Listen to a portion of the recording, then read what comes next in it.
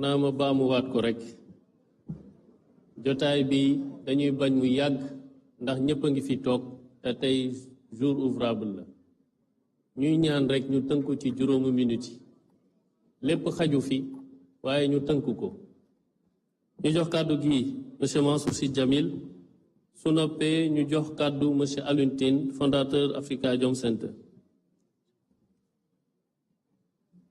Bismillah walhamdulillah wassalatu wassalamu ala habibina sayyidina Muhammad sallallahu alayhi wa sallam. Mansour Sy Djamil, ancien député. J'ai eu l'honneur d'être dirigé pendant 10 ans par le président Moustapha Niasse, mais Mansour Sy Djamil, président de Bës du Ñakk. Monsieur le Président, Monsieur le Premier ministre, Monsieur le Président de l'Assemblée nationale, mes chers collègues et mes chers compatriotes, nous parlons d'un dialogue politique et quand on parle de politique, on parle des paroles, on parle des écrits, mais on parle également des actes. Et en matière de dialogue national, j'ai eu la chance, après 40 ans d'absence du Sénégal, quand je suis arrivé, le mois où je suis arrivé, j'étais dans le dialogue national de 2008. Et j'y ai été avec des gens exceptionnels. Amadou Mokhtar Mbow, yal na Yàlla rafetal tëraayam, Tanor Dieng, Maïmouna Kane, Mamadou Touré, des gens qui ont fait leur preuve partout et pendant presque 1 an et demi. Ce dialogue a été un questionnement pluriel de tous les problèmes du Sénégal. Nous l'avons conclu, nous l'avons adopté et en plus nous avons eu la chance immédiatement après le dialogue. Les assisards sont venus au pouvoir parce que c'est eux qui ont battu Abdoulaye Wade et qui se sont présentés. Donc on était majoritaire à l'Assemblée nationale. On pouvait passer toutes les résolutions des assises nationales, mais nous avons perdu cette occasion-là. C'est pourquoi, Monsieur le Président, on ne peut pas réinventer la boussole. J'ai entendu plusieurs fois Monsieur le Premier ministre se référer à ce dialogue, se référer aux conclusions des assises nationales.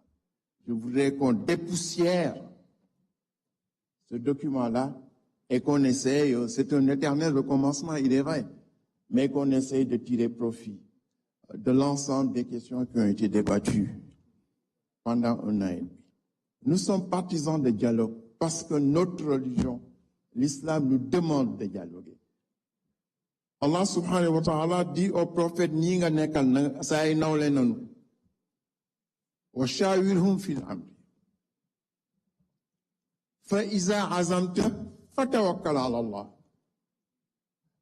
Na nga leen di consulter, na nga diisoog ñoom, lu nga indi rek na nga ko wecceeg ñoom. Soo demee nag ba déglu ñëpp nag waaw soo dégloo ñëpp waaw fa boobu fa la lépp nekk. Soo dégloo ñëpp fa tawakkal ala Allah, na nga jël yëpp nga delloo ko yàlla mu décider wala nga gëmmu dóor comme su fekkee ni yaa ngi jox sa doom nivaquine bu weex danga naan gëmmal naan fii nag yàlla daf ko wax ni que fa le deuxième fa la foofu la affaire bi yëpp nekk soo déglu arab mënoo ko dégg. Kon Monsieur le Président, les résultats de ces consultations là su fekkee ni wér nga ak sa bopp nga seet lan moo si gën nga gëmmu dóor.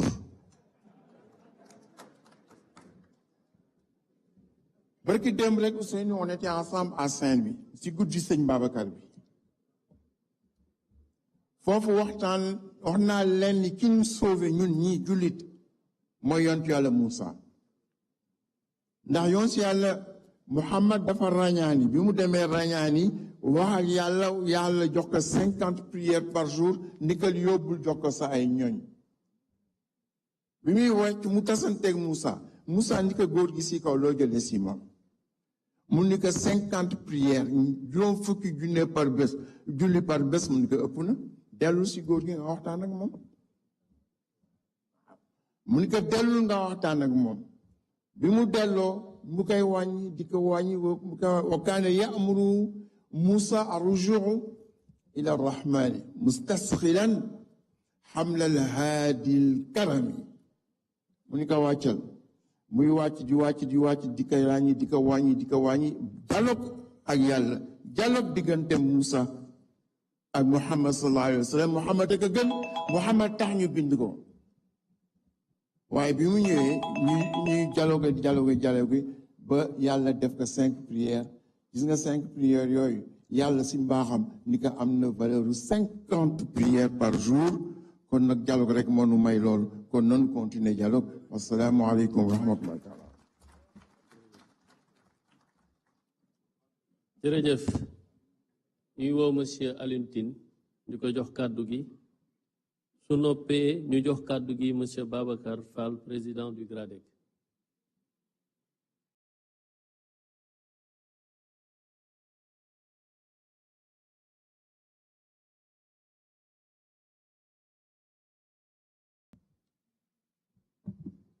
Excellences, Monsieur le Président de la République, Monsieur le Président de l'Assemblée nationale, Monsieur le Premier ministre, chers invités, chers concitoyens.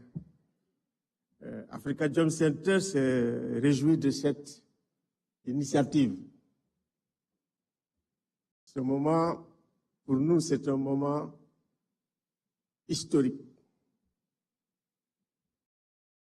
C'est un moment exceptionnel de communion entre les gouvernants et les gouvernés. Parce que les premiers dysfonctionnements qu'on observe dans la démocratie, c'est en réalité ce déficit de communication entre gouvernants et gouvernés. C'est un moment essentiel aussi parce que c'est un moment de construction de la confiance. Dans une démocratie à la fois délibérative et dans une démocratie participative. Ça nous renvoie d'ailleurs à Athènes. Donc, c'est un moment extrêmement important. Revenir aussi sur les problèmes que nous avons de façon récurrente. On ne peut pas améliorer la démocratie sénégalaise sans renforcer la culture des droits de l'homme, sans respecter les droits humains et les libertés fondamentales. Sans considérer les acteurs des droits humains comme des amis quand on est dans l'opposition,